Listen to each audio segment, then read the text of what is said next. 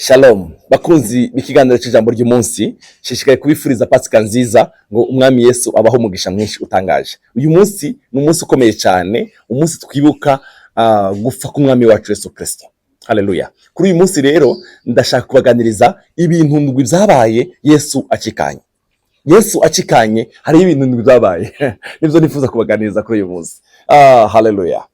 Ndifuza ngo tuzerangwe nawe kubwa gikomeye Yesu yadukoreye bavandimwe. Twahindutse abana b'Imana kubwa Yesu. Imana yacu ibahezagire cyane. Reka dusome mu butumwa bwiza bwa Yohana igice cya 19 umurongo wa 28. Dusome iyo mirongo mikeya. Haravuga ngo hanyuma y'ibyo Yesu amenya yuko noneho byose birangiye. Yesu amenya ko byose birangiye. Kugira ngo icyanditswe gishike, aravuga ati mfise inyota. Aho hantu hari yateretse inkono yuzuye ikarisha, nuko bashira spongo yuzuyemo ikarisha kwirenga bayirungika ku munwa wiwe. Yesu amaze kuyihabwa aravuga ati birarangiye. Araheza ajodobeka umutwe, umutima uraca. Amen. Haleluya. Muri biri jambo ry'Imana umurongo wa 30 turavuga ngo Yesu amaze kunyunyuza iyo divayi isharira, aravuga ati birarangiye, nuko yubika umutwe avamo umwuka. Amen. Nshaka kubaganiriza ibintu ndwi byabaye Yesu avuze ngo birarangiye. Yesu akikanye hari ibintu byabaye uyu munsi nivyo nifuza kuganiriza. Haleluya. Ikintu cya mbere cyabaye Yesu akikanye, Yesu yadukinguriye kuja ahera.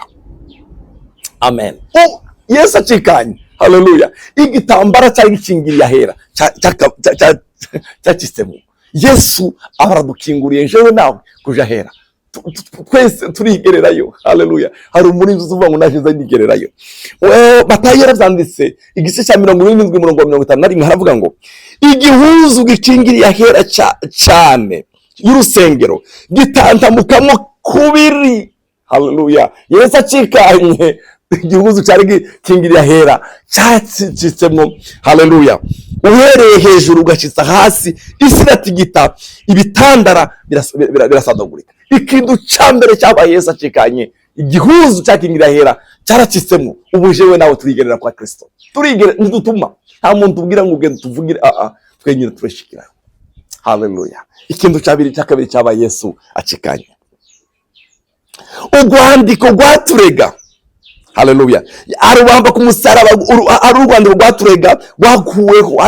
Hari inzandiko zaturegaga, hari urwandiko rwaturega. Yesu yararufashe nawe rubamba ku musaraba ruba ruvuyeho. Pawulo yabwiye Abakolosayi 2:14 yabivuze neza. Ihanagura n'icete cyatwagiriza kirimo amabwirizwa cyaduhama, igikura hagati yacu nayo ikibamba ku musaraba. Haleluya. Haleluya. Oh, haleluya. Hari icete cyatwagirizaga ikibamba hagati yacu nayo gikuraho. Yesu akikanye, kino rwandiko rwavuyeho. Amen. Rwavuyeho bakundwa. Haleluya. Haleluya. Ikintu cya gatatu cyabaye Yesu akikanye, yugurura ku mugaragaro paradizo. Haleluya. Yugurura ku mugaragaro paradizo. Haleluya. Abera, imva z'abera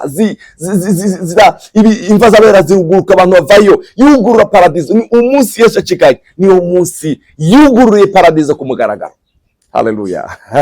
Abera barindirira. Haleluya. Aha bapfuye bacu bizeye aho barindirira. Yesu yahuguruye uwo munsi. Yesu yahuguruye uwo munsi akikana. Yesu akingura paradizo. Oh, haleluya. Oh, haleluya. Ikintu cya kane, azura imibiri y'abera bari barapfuye. Hari imibiri y'abera yari yapfuye, bari barapfuye. Hari abantu bari barapfuye. Uwo munsi abantu babonye abantu benshi i Yerusalemu, imibiri y'abera yarazuse. Igitabo cya Matayo 27 umurongo wa 52 haravuga ngo imva ziruguruka, imivyimba myinshi y'abera bari barasinziriye irazurwa. Haleluya. Yari umunsi Yesu yakikanye, imva zarugurutse. Haleluya. Imivyimba myinshi y'abera bari basinziriye irazugwa. Ija hehe? Ija muri cya kibanza yaraheje kugurura cya paradiso. Amen. Imva z'abera zaro. Oh, haleluya. Yesu akikanye Abisiraheli bavandimwe, muri Yerusalemu babonye imva nyinshi, babona abantu benshi, imva z'abera ziruguruka basha muri paradiso. Haleluya. Ikintu cya kane, azura imibiri y'abera bari barapfuye. Abari barapfuye kera bose bo munsi yarabazuye abajana muri paradiso. Ikintu cya gatanu, Yesu yikorera imibabaro yacu. Haleluya. Mu gitabo cya Yesaya aravuga ngo nizantu ntimba yikoreye, niyacu imibabaro yishizeho. Haleluya. Ni ibyacu bicumuro yikoreye imibabaro yacu, yikoreye imibabaro yacu. Amen. Ikintu cya gatandatu, yaratwimuriye mu bwami bw'umwana wayikunda, yaratwimuye. Yesu acikanye. Haleluya. Ikindi cya gatanu cyabaye, yaratwimuye, twimuriwe mu bundi bwami. Hari ubundi bwami twimuriwemo. Amen. Hari ubundi bwami njewe nawe twimuriwemo. Pawulo yabibwiye Abakolosayi igice cya mbere umurongo wa 13, yaravuze ngo yavuze ijambo ryiza, yadukijije ububasha bw'umwiza, atwimurira mu bwami bw'umwana wiwe akunda. Amen. Yesu acikanye, twarimutse, twimuriwe mu bundi bwami. Haleluya. Ubwami bwa Yesu. Twarimuriwe bakundwa, twarimuriwe mu bundi bwami. Hari ubundi bwami twimuriwemo, ubwami bw'amahoro, ubwami bw'umunezero, ubwami bw'umwami w'abantu. Haleluya. Yesu acikanye ku musaraba, yaratwimuye, yadukuye mu bwami bw'umwijima, yadukuye kwa Satani, atwimurira mu bundi bwami.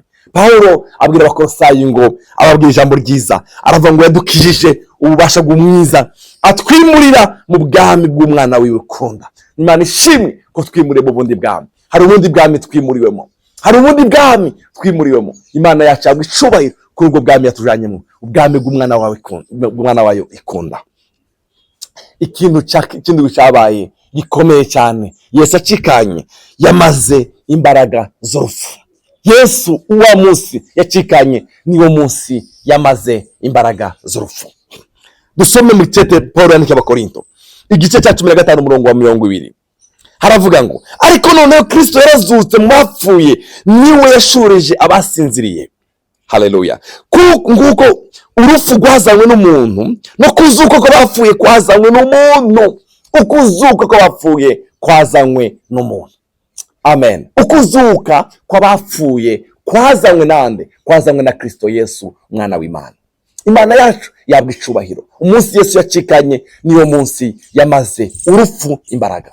Umva ndababwire, abacu bapfuye, abacu batuvuyemo ntabwo bapfa, abacu bizeye ntabwo bapfa, abacu barasinziriye, kuko imbaraga z'urupfu Yesu yarazimaze. Umunsi Yesu yapfuye niwo munsi yamaze imbaraga z'urupfu.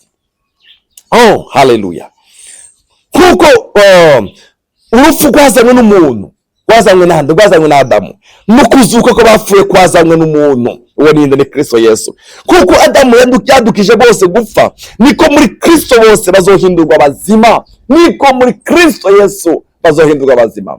Nagufitiye inkuru nziza. Haleluya. Abacu bapfuye bizeye ntabwo bapfa, barasinziriye. Kuko urupfu Yesu yarumaze imbaraga. Umunsi Yesu yapfuye niwo munsi yarahejeje kumara imbaraga z'urupfu. Haleluya. Glory to Jesus. Icyete cy'Abatesalonike igice cya 4 umurongo wa 14 haravuga ngo, uko twizeye ko Yesu yapfuye akazuka, abariko twizeye yuko basinziriye muri Yesu, Imana izobazurana nawe.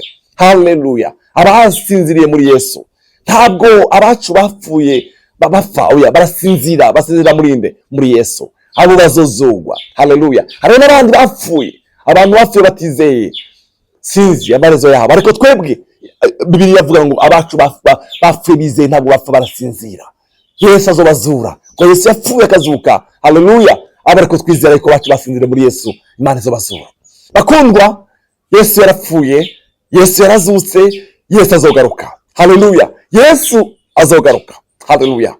Amen. Umunsi yacikanye niyo munsi yamaze imbaraga z'urupfu. Hari igihe tubabara cyane, twatandukanijwe na bamwe muri twebwe. Hari bamwe muri twebwe badusiga bakaja kuruka mu bwami. Hari igihe tubabara cyane, ariko Paulo abwira Korinto, Abatesalonike, ngo tukatubabara nk'abandi badafite ibyiringiro. Haleluya. Tukatubabara nk'abandi badafite ibyiringiro, kuko Yesu yamazeho imbaraga z'urupfu. Uyu munsi none narashaka kubabwira ibintu indwi byabaye Yesu acikanye. Nababwiye ngo ikintu cya mbere cyabaye Yesu acikanye. Haleluya. Yesu yadukinguriye kuja ahera, natwe ubugine turishikira, twagiye ahera. Urwandiko rwaturegaga, rwatwagiriza, yarubambye ku musaraba dukuraga, yarukuye hagati yacu nawe. Haleluya. Ikintu cya gatatu, yugurura ku murango ku mugaragaro paradizo. Niwo munsi yuguruye paradizo, abera b'Imana bava aho bari baja kurindirira muri paradizo. Abera b'Imana bapfuye bizeye, bararindiriye uwa munsi, barindiriye hehe? Muri paradizo. Ico kibanza cuguruwe na Yesu wa munsi yacikanye. Haleluya. Azura imibiri y'abera. Umunsi Yesu yacikanye niwo munsi imibiri y'abera yavuye mu kuzimu igenda ija kurindira muri paradizo. Yikorera imibabaro yacu. Icya gatandatu, yaratwimuye itujana mu bundi bwami. Turi mu bundi bwami kubwa Kristo Yesu, yatwimuriye mu bundi bwami. Ikintu kindwi nababwiye ngo yamaze imbaraga z'urupfu. Yesu umunsi yacikanye niyo munsi yamaze imbaraga z'urupfu. Ndabifurije umunsi mwiza cyane wo kwizihiza gupfa ku mwami wacu Yesu Kristo. Haleluya, haleluya. Yesu yarapfuye atwinjiza ahera. Yesu yarapfuye atwimura mu bundi bwami. Yesu yarapfuye, haleluya, amara imbaraga z'urupfu. Imana yacu yabwa icubahiro. Haleluya. Yesu Kristo baheze umugisha, mushishikare kugira ibihe byiza bya Pasika. Mwibuke ko, haleluya, Yesu azogaruka. Mwibuke ko Yesu azogaruka. Reka dusenge. Data turagushimiye. Haleluya. Inzandiko zaturegaga wazikuyeho. Waratwimuriye mu bundi bwami. Amen. Wakinguye paradizo. Haleluya. Ahabera barindiriye. Ikintu gikomeye cyane mwami wadukoreye. Haleluya. Wamazeho imbaraga z'urupfu. Turagushimiye ko imbaraga z'urupfu wazimazeho. Icubahiro n'amashimwe bikugarukire Mana. Ndasengeye umuntu uri kurankurikirana, agira ivyizigiro yuko umunsi azova muri uyu mubiri azokubona. Haleluya, haleluya. Hasigaye kuzogaruka kutujana mu bwami bwawe, udushikare gupfa kuri za kamere zitandukanye kugira ngo dushikare kukubona mwami. Icubahiro n'amashimwe bikugarukire mu izina rya Yesu Kristo mwami wacu. Amen. Ndabifurije ibihe byiza bya Pasika.